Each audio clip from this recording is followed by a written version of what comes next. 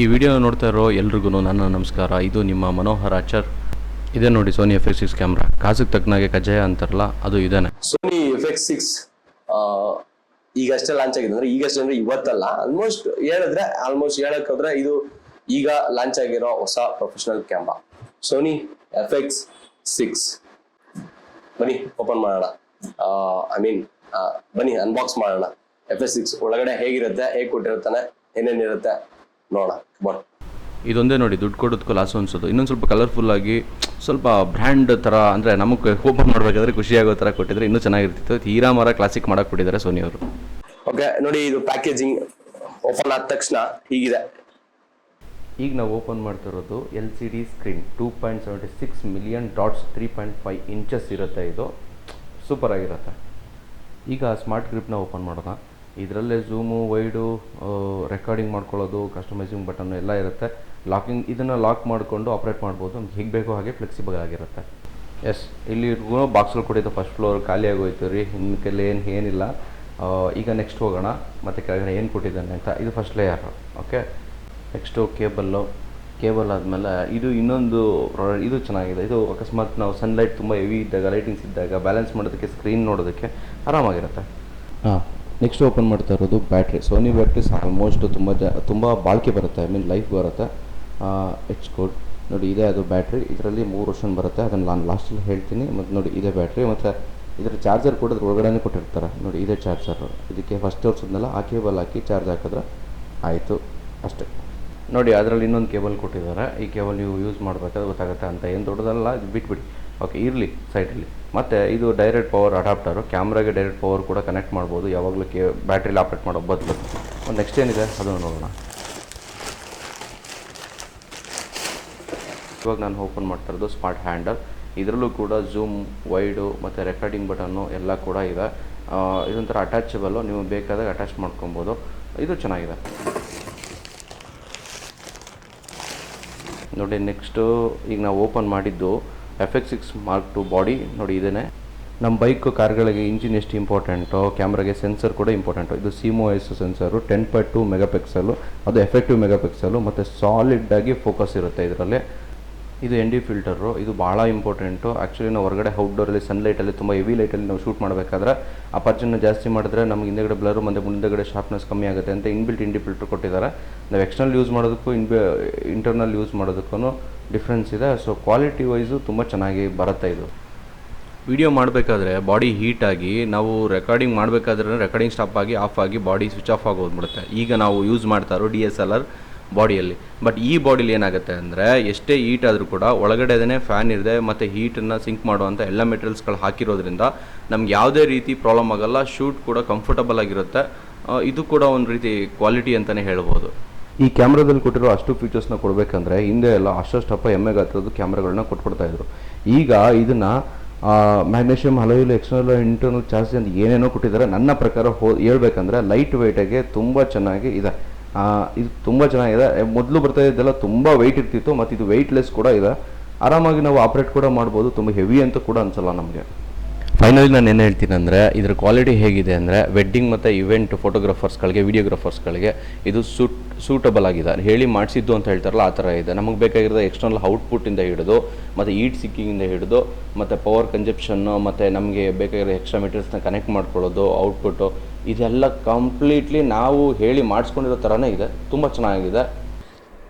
ಒಂದು ಇಂಪಾರ್ಟೆಂಟ್ ಕೆಲಸ ಏನಂದರೆ, ಇದನ್ನು ಫಿಟ್ ಮಾಡೋಕ್ಕೂ ಮುಂಚೆ ಈ ರಬ್ಬರ್ನ ತೆಗಿಬೇಕಾಗತ್ತೆ. ಸೊ ಇದನ್ನು ತೆಗ್ದುಬಿಡೋಣ, ಆಮೇಲೆ ಹೇಳ್ತೀನಿ ಯಾಕೆ ರಬ್ಬರ್ನ ರಿಮೂವ್ ಮಾಡಬೇಕಂತ.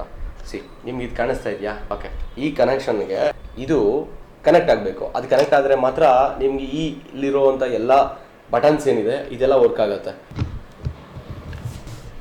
ಈ 2 ಚಕ್ರದಲ್ಲಿ ಟೈಟ್ ಮಾಡ್ಕೋಬೇಕು. ಸುಮ್ಮನೆ ಹಿಂಗೆ ಚಕ್ರ ತಿರುಗಿದ್ರೆ ಅದು ವರ್ಕ್ ಆಗಲ್ಲ, ಟೆನ್ಷನ್ ಆಗಬೇಡಿ. ಸೊ ಸ್ವಲ್ಪ ಪ್ರೆಸ್ ಮಾಡಿ ಹಿಡ್ಕೊಂಡು ಟರ್ನ್ ಮಾಡಬೇಕು. ಈಗ ತಿರುಗಬೇಕು. It's good. See like this. ಕೆಲವೊಬ್ಬರಿಗೆ ಮೈನ್ ಕ್ವಶನ್ ಏನಂದರೆ, ಇದರಲ್ಲಿ ಇನ್ಬಿಲ್ಟ್ ಮೈಕ್ ಇದೆಯಾ ಇಲ್ವಾ? ಸೊ ಇಲ್ಲಿ ಇನ್ಬಿಲ್ಟ್ ಮೈಕ್ ಇದೆ. ಎಕ್ಸ್ಟ್ರಾ ಮೈಕ್ ಹಾಕ್ಕೊಳ್ಳೋ ಅಂಥ ಅವಶ್ಯಕತೆ ಇಲ್ಲ. ಅದಕ್ಕೆ ಮತ್ತೆ ಇನ್ವೆಸ್ಟ್ ಮಾಡೋ ಅವಶ್ಯಕತೆ ಇಲ್ಲ. ಅಕಸ್ಮಾತ್ ನಿಮಗೆ ಬೇಕಂದ್ರೆ, ಸೌಂಡ್ಸಲ್ಲಿ ಇನ್ನೂ ನಿಮ್ಗೆ ಕ್ಲಾರಿಟಿ ಬೇಕು ಅಂದರೆ ನೀವು ಎಕ್ಸ್ಟರ್ನಲ್ಲಿ ಯೂಸ್ ಮಾಡ್ಕೊಬೋದು. ಅದಕ್ಕೂ ಕೂಡ ಎಕ್ಸ್ಟರ್ನಲ್ XLR ಇಲ್ಲೇ ಕೊಟ್ಟಿದ್ದಾರೆ. ಮಾನಿಟರ್ ಇಲ್ಲಿ ಏನಂದರೆ ಕನ್ಫ್ಯೂಷನ್. ಈಗ ಆಲ್ರೆಡಿ FS5 ಯೂಸ್ ಮಾಡಿರೋರಿಗೆ, ಈ ಕ್ಯಾಮ್ರಾನ ಆಪ್ರೇಟ್ ಮಾಡಿರೋರಿಗೆ ಇದು ಕನ್ಫ್ಯೂಸ್ ಆಗಲ್ಲ. ಬಟ್ ಹೊಸದಾಗಿ ಆಪ್ರೇಟ್ ಮಾಡೋರಿಗೆ ಇದು ನೋಡಿ ಹೀಗೆ ಬರುತ್ತೆ, ಈ ಕಡೆ ಬರುತ್ತೆ, ಈ ಕಡೆ ಕೊಟ್ಟಿಲ್ವಲ್ಲ, ಈ ಕಡೆ ಹಿಂಗೆ ಫಿಕ್ಸ್ ಮಾಡೋದು, ಈ ಕಡೆ ಫಿಕ್ಸ್ ಮಾಡೋದು, ಅದು ಹಂಗಲ್ಲ. ಆ್ಯಕ್ಚುಲಿ ನೋಡಿ, ಇದು ಟರ್ನ್ ಮಾಡಿ, ಟರ್ನ್ ಆಯಿತಾ, ಜಸ್ಟ್ ಇವೇನು ಮಾಡಿ ಇಲ್ಲಿ ತೊಗೊಂಬಂದು ಇದನ್ನು ಫಿಕ್ಸ್ ಮಾಡಿ. ಇದನ್ನು ಎಲ್ಲಿ ಕೊಡಬೇಕು ಅನ್ನೋದು ನಿಮ್ಗೆ ಕನ್ಫ್ಯೂಸ್ ಆಗ್ಬೋದು. ಓಕೆ, ಹ್ಯಾಂಡ್ಲ್ ಹತ್ರ ಇಲ್ಲಿ ಈ ಕೇಬಲ್ನ ಹಾಕಲಿಕ್ಕೆ ಅಂತಲೇ ಪಾಯಿಂಟ್ ಇದೆ. Like this. ಸೊ ಇದನ್ನು ನೋಡಿಕೊಂಡು ತುಂಬ ಕೇರ್ಫುಲ್ಲಾಗಿ ಹಾಕಿ. ಅಕಸ್ಮಾತ್ ನಿಮ್ಗೆ ಹಾಕಲಿಕ್ಕೆ ಕನ್ಫ್ಯೂಸ್ ಆದರೆ ಯಾರಾದರೂ ಗೊತ್ತಿರೋರ ಕೈಲಿ ಹಾಕಿಸ್ಕೊಂಡ್ರೆ ಒಳ್ಳೆಯದು ಅಂತ ನನ್ನ ಅಭಿಪ್ರಾಯ ಅಷ್ಟೆ. ಹೀಗಾಗಬೇಕು ಫಿನಿಶಿಂಗು. ಅರ್ಧ ಆಗೋದು ಅರ್ಧ ಬಿಡೋದು ಅಂತ ಇರಬಾರ್ದು, ಕರೆಕ್ಟ್ ಫಿಕ್ಸ್ ಆಗಬೇಕು. ಆಮೇಲೆ ಫಿಕ್ಸ್ ಮಾಡ್ಬೇಕಾದ್ರೆ ನೋಡ್ಕೊಂಡು ಫಿಕ್ಸ್ ಮಾಡಿ. ಇದು ಎರಡೂ ಕಡೆ ಒಂದೇ ಥರ ಕೊಟ್ಟಿಲ್ಲ, ಎಡ್ಜ್ ಟು ಎಡ್ಜು. ಸೊ ಹಾಗಾಗಿ ನೀವು ನೋಡಿಕೊಂಡು ಇದನ್ನು ಫಿಕ್ಸ್ ಮಾಡ್ಕೊಳ್ಳಿ. ಇದು ನೀವು ಅಸೆಂಬ್ಲ್ಡ್ ಆಗಿ ಬಿಟ್ಟರೆ ಓಕೆ, ಇಲ್ಲ ನಾನು ಮತ್ತೆ ಅಸೆಂಬಲ್ ಮಾಡ್ಕೊತೀನಿ ಅಂದರೆ ನೋಡ್ಕೊಂಡು ಎವ್ರಿ ಟೈಮ್ ನೋಡಿಕೊಂಡು ಫಿಕ್ಸ್ ಮಾಡ್ಕೊಳ್ಳಿ. ನೆಕ್ಸ್ಟ್ ಹೋಗೋಣ. Next battery. ಓಕೆ, ಇದರಲ್ಲಿ ನಾನು ನೋಡಿರೋ ಪ್ರಕಾರ 3 ಥರ ಬ್ಯಾಟ್ರಿ ಬರುತ್ತೆ. ಇದರಲ್ಲೇ ಸೇಮ್ ಟು ಸೇಮ್. ಇದಕ್ಕಿಂತ ಚಿಕ್ಕದೊಂದು ಬರುತ್ತೆ, ಇದಕ್ಕಿಂತ ದೊಡ್ಡದೊಂದು ಬರುತ್ತೆ. ಇದು ಕಂಪ್ನಿ ಕಡೆಯಿಂದ ಏನು ಕೊಡ್ತಾನೆ, ಇದು ಮಿಡ್ ವೇರಿಯಂಟ್, ಸರಿನಾ. ಇದಕ್ಕಿಂತ ದೊಡ್ಡದೊಂದು ಬರುತ್ತೆ, ಇದಕ್ಕಿಂತ ಚಿಕ್ಕದು ಬರುತ್ತೆ. ಸೊ ನಿಮ್ಗೆ ಯಾವ್ದು ಅನುಕೂಲನೋ ಅದು ನಿಮ್ಗೆ ಎಕ್ಸ್ಟ್ರಾ ಬೇಕಂದ್ರೆ ನೀವು ತೊಗೋಬೋದು. ಇಲ್ಲ ಡೈರೆಕ್ಟ್ ನಾನು ಪವರ್ ಕೊಡ್ತೀನಿ, ಡೈರೆಕ್ಟ್ ಪವರ್ ಕೊಡ್ಬೋದು. ಹೇಗೆ ಬೇಕಾದ್ರೂ ಆಪ್ಷನ್ ಇದೆ. ಇದನ್ನು ಹೇಗೆ ಫಿಕ್ಸ್ ಮಾಡೋಣ ನಾನು. ಬ್ಯಾಟ್ರಿ ಹಾಕಬೇಕಾದ್ರೆ ತುಂಬ ಕೇರ್ಫುಲ್ಲಾಗಿ ಹಾಕಿ. ಒಂದು ಲಾಕ್ ಆಗಬೇಕು. ನೀವು ಸುಮ್ಮನೆ ಹಿಂಗೆ ಬಿಟ್ರೂ ಅದು ಕುತ್ಕೊಳ್ಳುತ್ತೆ, ಬಟ್ ಬಿದ್ದೋಗುತ್ತೆ. ಸೊ ಇದು ಫುಲ್ ಒಳಗಡೆ ಹಾಕಿ. ಸೊ ಒಳಗಡೆ ಹಾಕಿಬಿಟ್ಟು ನೋಡಿ, ಕೂತಿದೆಯಾ ನೋಡಿ. ಈ ಬಟನ್ ಕೂಡ ನಿಮಗೆ, ಈ ಬಟನ್ ಕೂಡ ಒಳಗಡೆ ಹೋಗುತ್ತೆ. ಅದು ಪೂರ್ತಿ ಹೋದಾಗ ಈ ಬಟನ್ ಕೂಡ ಒಳಗಡೆ ಹೋಗುತ್ತೆ, ಈ ಪ್ರೆಸ್ಸಿಂಗ್ ಬಟನ್ನು. ಸೊ ಅದನ್ನು ಕೆಳಗಡೆ ಮೂವ್ ಮಾಡಿದಾಗ ನಿಮಗೆ ಒಂದು ಸೌಂಡ್ ಬರಬೇಕು, ಲಾಕಿಂಗ್ ಸೌಂಡ್ ಬರುತ್ತೆ, ಟಕ್ ಅಂತ ಒಂದು ಸೌಂಡ್ ಬರುತ್ತೆ. ಆ ಸೌಂಡ್ ಬರಬೇಕು, ಅವಾಗಲೇ ಬ್ಯಾಟ್ರಿ ಲಾಕ್ ಆಗಿದೆ ಅಂತ ಅರ್ಥ. ಸೊ ಈ ಒಂದು ಪಾರ್ಟ್ ಅವಾಗಲೇ ನಾನು ತೋರಿಸ್ದೆ. ಇದು ಅದೇ ನಾನು ಹೇಳಿದ್ನಲ್ಲ, ಯೂಸ್ ಮಾಡಿರೋರಿಗೆ ಒಂದು ನಾಲೆಡ್ಜ್ ಇರುತ್ತೆ, ಯೂಸ್ ಮಾಡಿದವ್ರಿಗೆ ಒಂದು ನಾಲೆಡ್ಜ್, ಹೊಸೊಬ್ರಿಗೆ ಒಂದು ನಾಲೆಡ್ಜ್ ಇರುತ್ತೆ ಅಂತ. ಸೊ ಇದು ನಾನೇನು ಹೇಳ್ತಾ ಇದ್ದೀನಿ ಅಂದರೆ, ಇದನ್ನು ಏನು ಕೊಟ್ಟಿದ್ದಾರೆ ಅಂದರೆ, ಈಗ ಪಕ್ಕ ನನಗೆ ಸ್ಕ್ರೀನ್ ಕ್ಯಾಲಿಬ್ರೇಷನ್ ಹೇಗಿದೆ, ಸ್ಕ್ರೀನಲ್ಲಿ ನನಗೆ ಏನು ಕಾಣಿಸ್ತಾ ಇದೆ ಅನ್ನೋದನ್ನು ಅಷ್ಟು ಮಾತ್ರ ನಾನು ಕಾಣಿಸ್ಬೇಕು. ಇಲ್ಲ ಕರೆಕ್ಟಾಗಿದೆಯಾ ಅದು ನಾನು ಕಾಣಿಸ್ಬೇಕು, ಇಲ್ಲ ನನಗೆ ಡಿಸ್ಟರ್ಬ್ ಆಗ್ತಾ ಇದೆ ಅಂದಾಗ, ಇಲ್ಲ ನಾವು ಹೊರಗಡೆ ಔಟ್ಡೋರ್ ಶೂಟ್ ಮಾಡ್ತಾ ಇದ್ದೀವಿ, ನನಗೆ ಸನ್ಲೈಟ್ ಬೀಳ್ತಾ ಇದೆ, ನನಗೆ ಅಷ್ಟೊಂದು ಕರೆಕ್ಟಾಗಿ ಗೊತ್ತಾಗ್ತಾಯಿಲ್ಲ, ನಾನು ಕರೆಕ್ಟಾಗಿ ಗೊತ್ತಾಗಬೇಕು, ಬರೀ ಮಾನಿಟರ್ ಕಾಣಬೇಕು, ಬಿಸಿಲು ಮೇಲೆ ಹೊಡಿತಾ ಇದೆ, ಗ್ಲೇರ್ ಹೊಡಿತಾ ಇದೆ ಅಂದಾಗ ಇಷ್ಟು ತುಂಬ ರೀಸನ್ಸು ಒಂದೇ ಇರುತ್ತೆ. ಯಾರ್ಯಾರು ಏನೇನು ತೊಗೊತೀರೋ ಅದನ್ನು ನೀವು ಅರ್ಥ ಮಾಡ್ಕೊಬೋದು. ಬಟ್ ಅದಕ್ಕೆಲ್ಲ ಸೊಲ್ಯೂಷನ್ ಇದು. ಸೊ ಇದನ್ನು ಹೇಗೆ ಫಿಟ್ ಮಾಡೋದಪ್ಪ ಅಂದರೆ, ಲೈಕ್ ಈ ಎರಡನ್ನೂ ಈಗ ಓಪನ್ ಮಾಡಿಬಿಟ್ಟು ಓಪನ್ ಮಾಡೋದಂದ್ರೆ ಪೂರ್ತಿ ಓಪನ್ ಮಾಡಿಬಿಡ್ಬೇಡಿ. ಇದು ಬರಲ್ಲ ನಿಮಗೆ, ಇದು ಮಾತ್ರನೇ ಒಂದು ಸೈಡ್ ಮಾತ್ರನೇ ಮೂವ್ ಆಗುತ್ತೆ, ಇನ್ನೊಂದು ಸೈಡ್ ಮೂವ್ ಆಗ್ತಾ ಇಲ್ವಲ್ಲ. ಇನ್ನೂ ಜೋರಾಗಿ ಹೇಳಿದ್ರೆ ಮೂವ್ ಆಗ್ಬೋದೇನೋ ಅಂದರೆ ಮೂವ್ ಆಗುತ್ತೆ, ಎತ್ಕೊಂಡು ತಿರ್ಗಾ ಕೈಗೆ ಬಂದ್ಬಿಡುತ್ತೆ. ಅದು ನಿಜವಾಗ್ಲೂ ಅದು ಓಪನ್ ಆಗಲ್ಲ, ಕಟ್ಟಾಗಿ ಹೋಗುತ್ತೆ. ಸೊ ಆ ಕೆಲಸ ಮಾಡಬೇಡಿ. ಒಂದೇ ಒಂದು ಕಡೆ ಮಾತ್ರ ಇದು ಓಪನ್ ಆಗುತ್ತೆ. ಸೊ ಹಾಗಾಗಿ ಇದು ಓಪನ್ ಮಾಡ್ಕೊಳ್ಳಿ. ಮತ್ತು ಇಲ್ಲಿ ಓಪನ್ ಆಗುತ್ತೋ ಅಲ್ಲಿನೇ ನಿಮಗೆ ಓಪನ್ ಪಾಯಿಂಟ್ ಇರುತ್ತೆ ನೋಡಿ. ಸೊ ಇದನ್ನ ಓಪನ್ ಮಾಡಿ, ಈ ಥರ ಓಪನ್ ಆಗುತ್ತೆ.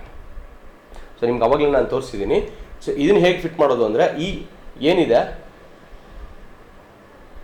ಈ ಪಿನ್ ಪಾಯಿಂಟ್ ಏನಿದೆ, ಈ ಪಾಯಿಂಟ್ಗಳಿಗೆ ಈ ಮಾನಿಟ್ರಲ್ಲೇ ಈ ಥರ ಕೊಟ್ಟಿದ್ದಾನೆ. ಸೊ ಇಲ್ಲಿ ಜಸ್ಟ್ ಹಿಂಗೆ ಹ್ಯಾಂಗ್ ಮಾಡಿ ಕೆಳಗಡೆ ಬಂದು ಇದನ್ನು ಹಿಂಗೆ ಈ ಥರ ಹಿಂಗೆ ಲಾಕ್ ಮಾಡಬೇಕು. ಸೊ ಲಾಕ್ ಮಾಡಿ ಜಸ್ಟ್ ಇದನ್ನು ಲಾಕ್ ಮಾಡಬೇಕು. ಸೊ ಅಲ್ಲಿ ನಿಮಗೆ ಹಾಕಿದಾಗ ಗೊತ್ತಾಗುತ್ತೆ. ಈ ಪಾಯಿಂಟನ್ನು ಎತ್ತಿ ಮೇಲ್ಗಡೆ ಹೇಳ್ಕೊಬೋದು. ಸೊ ಅವಾಗ ನಿಮಗೆ ಪರ್ಫೆಕ್ಟಾಗಿ ಈ ಥರ ಆಗುತ್ತೆ. ಸೊ ಮಾನಿಟರ್ ನೀವು ಈಗೇನು ಮಾಡ್ಕೊಬೋದು, ಇಲ್ಲಿ ಲಾಕ್ ಸಿಸ್ಟಮ್ ಎಲ್ಲ ನಿಮಗೆ ಚೆನ್ನಾಗಿ ನೀಟಾಗಿ ಕೊಟ್ಟಿದ್ದಾನೆ. ಸೊ ಹಾಗಾಗಿ ಇಲ್ಲ ನಿಮ್ಗೆ ಇಲ್ಲಿಗೆ ಸಾಕಾ, ಸೊ ಲಾಕ್ ಮಾಡ್ಕೋಬೋದು. ರೈಟ್, ಸೂಪರಾಗಿರುತ್ತೆ, ಚೆನ್ನಾಗಿ ಕೊಟ್ಟಿದ್ದಾನೆ. ಇದು ಪಕ್ಕ ಪ್ರೊಫೆಷ್ನಲ್ ಕ್ಯಾಮ್ರಾ. ಅಂದರೆ ಇದರಲ್ಲಿ ನಿಮಗೆ 4K 120p ಬರುತ್ತೆ, ನಿಮಗೆ 16 ಬಿಟ್ ರೆಕಾರ್ಡಿಂಗು, ರಾ ರೆಕಾರ್ಡಿಂಗ್ ಬರುತ್ತೆ, ನಿಮಗೆ ಕಾರ್ಡಲ್ಲಿ ರೆಕಾರ್ಡ್ ಮಾಡ್ಬೋದು, SSD ರೆಕಾರ್ಡ್ ಮಾಡ್ಬೋದು. ಇದ್ರ ರಿವ್ಯೂ ನಾನು ಮತ್ತೆ ಇನ್ನೊಂದು ಸರಿ ಹಾಕ್ತೀನಿ, ಹೇಗೆಲ್ಲ ಯೂಸ್ ಮಾಡ್ಬೋದು ಇದನ್ನು, ಏನೇಂತಕ್ಕೆ ಯೂಸ್ ಮಾಡ್ತಾರೆ ಮೋಷನ್ ಸ್ಟುಡಿಯೋ ಇದನ್ನು, ಮತ್ತು ಯಾವುದಕ್ಕೆ ಯೂಸ್ ಮಾಡ್ಬೋದು, ಯಾವುದಕ್ಕೆ ಯೂಸ್ ಮಾಡಬಾರ್ದು, ಮತ್ತು ಇದನ್ನು ಯಾವುದಕ್ಕೆ ನಾವು ಯೂಸ್ ಮಾಡಿದ್ರೆ ನಮಗೆ ಒಳ್ಳೆ ಔಟ್ಪುಟ್ ಬರುತ್ತೆ, ಈ ಇನ್ವೆಸ್ಟ್ಮೆಂಟ್ ಅನ್ನೋದನ್ನು ಯಾವುದಕ್ಕೆ ಹಾಕಬೇಕು, ಹಾಬಿಗೆ ಬೇಕಾದ್ರೂ ತೊಗೋಬೋದಾ, ಇದನ್ನೆಲ್ಲ ನಾನು ನಿಮ್ಗೆ ಇನ್ನೊಂದು ವೀಡಿಯೋದಲ್ಲಿ ತಿಳಿಸ್ತೀನಿ. ಇದು ಜಸ್ಟ್ ಅನ್ಬಾಕ್ಸಿಂಗ್ ಅಷ್ಟೇ. ಇದಿಷ್ಟು ಬಾಕ್ಸಲ್ಲಿ ಕೊಟ್ಟಿರೋದು. ಇನ್ನು ವಾರಂಟಿ ಕಾರ್ಡ್ ಅದು ಇದೆಲ್ಲ ಕೊಟ್ಟಿದ್ದಾರೆ. ಸೊ ಅದೆಲ್ಲ ಮಾಮೂಲಿ ಇದೇ ಇರುತ್ತೆ. ಇನ್ನು ಇದ್ರ ಜೊತೆ ಒಂದು ಚಾರ್ಜರ್ ಕೊಟ್ಟಿದ್ದಾರೆ, ಅದೆಲ್ಲ ನಾನು ನಿಮ್ಗೆ ತೋರಿಸಿದ್ದೀನಿ. ಸೊ ಗುಡ್ ಒನ್, ಮತ್ತೆ ಮೀಟ್ ಆಗೋಣ. ಇದು ಸೋನಿ FX6 ಮತ್ತು ನಾನು ಮನೋಹರ್ ಆಚಾರ್. ಇದ್ರದ್ದು ಅಷ್ಟೇ. ಇನ್ನು ಆಪ್ರೇಟಿಂಗ್ ಎಲ್ಲ ನಿಮಗೆ ಬಿಟ್ಟಿದ್ದು, ನೀವು ಕಲ್ತ್ಕೋಬೇಕು. ಬಾಕ್ಸಲ್ಲಿ ಇದ್ದಿದ್ದಷ್ಟೇ, ಇದನ್ನೆಲ್ಲ ನಾನು ತೋರಿಸಿದ್ದೀನಿ, ನನಗೆ ತಿಳಿದಿದ್ದು ನಾನು ಹೇಳಿದ್ದೀನಿ. ಸೊ ಖಾಲಿ ಥ್ಯಾಂಕ್ ಯು ಸೋ ಮಚ್.